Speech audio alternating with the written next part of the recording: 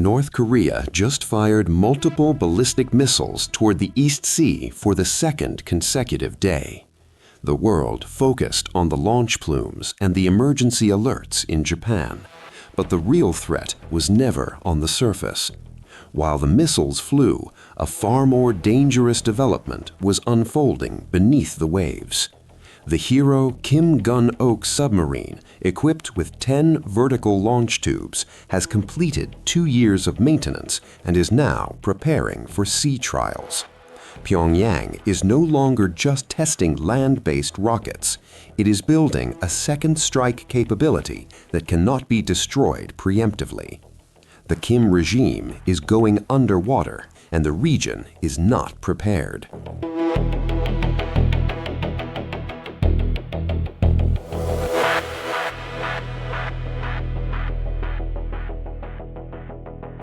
On the morning of April 8, 2026, North Korea launched multiple short-range ballistic missiles from the Wonsan area, which flew approximately 240 kilometers before splashing into the East Sea. The Joint Chiefs of Staff assessed that the missiles fired in the morning were likely KN-23s modeled after the Russian Iskander ballistic missile. In the afternoon, Pyongyang fired another unidentified ballistic missile. This marked the North's 5th confirmed ballistic missile launch this year, a rare back-to-back barrage conducted amid rising tensions with Seoul. Japanese authorities issued emergency alerts, and South Korea's military maintained a heightened posture. But these launches served a dual purpose. They demonstrated conventional capability while masking a deeper strategic shift below the surface.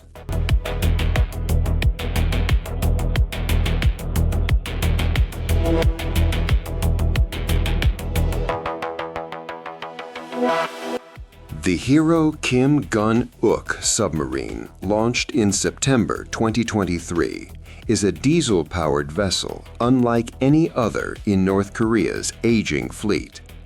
Its most distinctive feature is the sail-mounted configuration housing between 8 and 10 vertical launch tubes, a technically unconventional design compared to modern ballistic missile submarines, which typically integrate launch tubes within the pressure hull.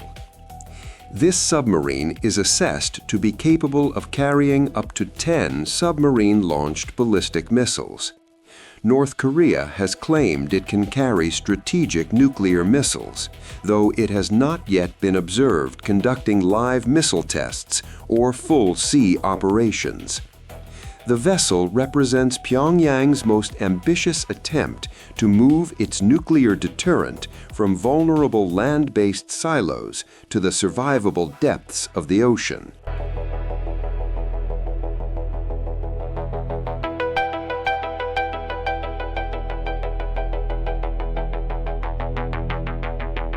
According to satellite imagery analysis by SI Analytics, recent images taken near Sinpo on March 20 and 26, 2026, show increased vehicle activity around a submarine test facility and dry dock. Security covers previously installed on the Hero Kim Gun-ok have been removed, suggesting preparations for operational activity. Movement of another submarine previously used for SLBM launches was also detected. SI Analytics concluded that the submarine is likely to begin sea trials after undergoing maintenance for about 2 years. The vessel could operate alongside another submarine with proven SLBM capability to compare performance data and conduct missile tests. North Korea appears to be expanding its nuclear delivery systems beyond land-based missiles to include submarine and ship-launched platforms, aiming to strengthen its deterrence capability.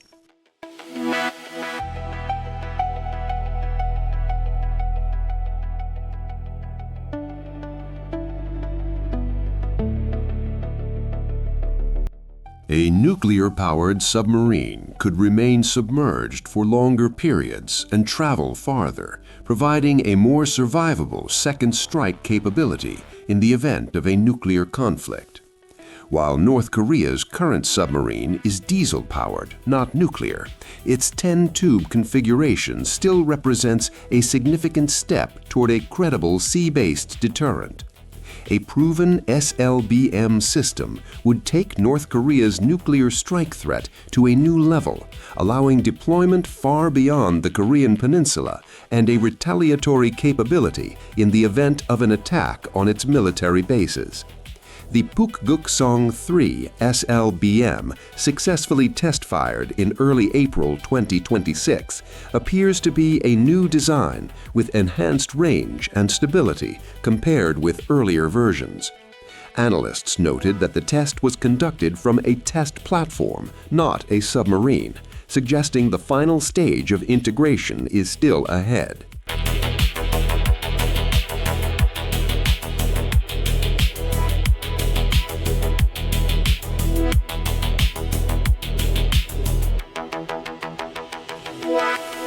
This development could accelerate naval competition in East Asia.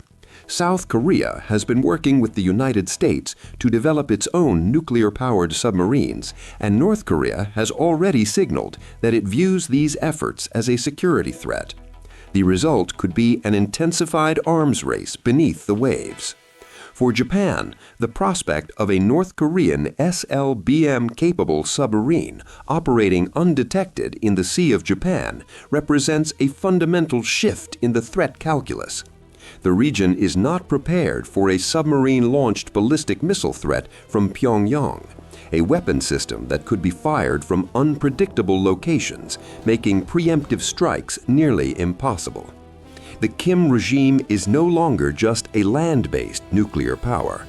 It is becoming a sea-based nuclear power.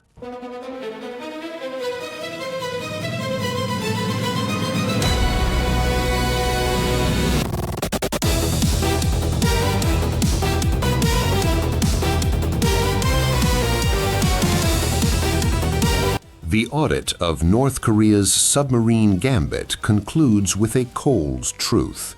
The ballistic missiles launched on April 8th were loud, visible, and easily tracked. They were designed to be seen. The Hero Kim Gun-ok, by contrast, is designed to be invisible.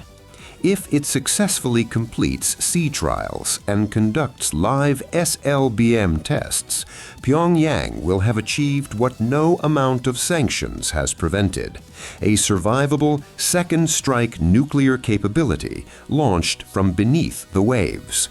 The question is no longer whether North Korea can build this capability.